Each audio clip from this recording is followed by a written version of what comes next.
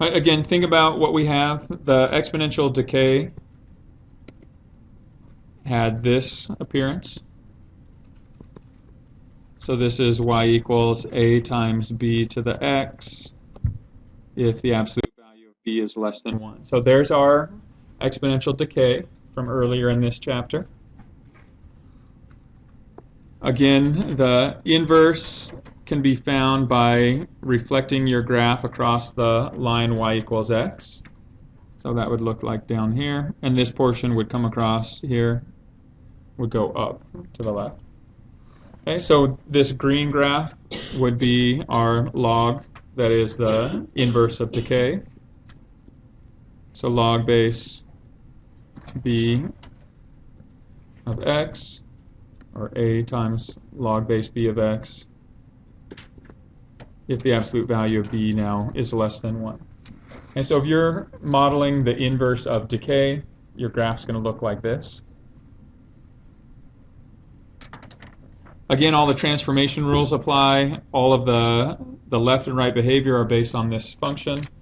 The domain and range are the same as what it had been for the exponential, or the modeling of the growth. And so here, if you were asked to graph this, y equals log of 1/2 x minus 2 minus 1.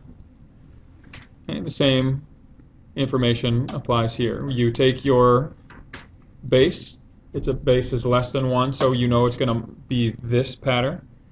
So here's our parent function with a vertical asymptote at x equals 0.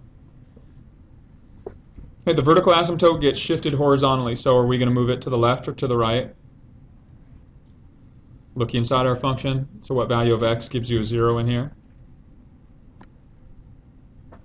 Positive 2. So we move it to the right 2. So here's our new vertical asymptote. And we're going to take this point.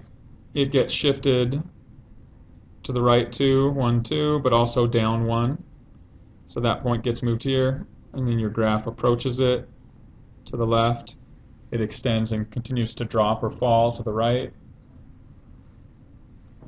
And the domain is all real numbers greater than 2. The range is all real numbers from negative infinity to positive infinity. Okay, but once again, it's all the same graphing or the transformation rules as every other graph that we've worked on.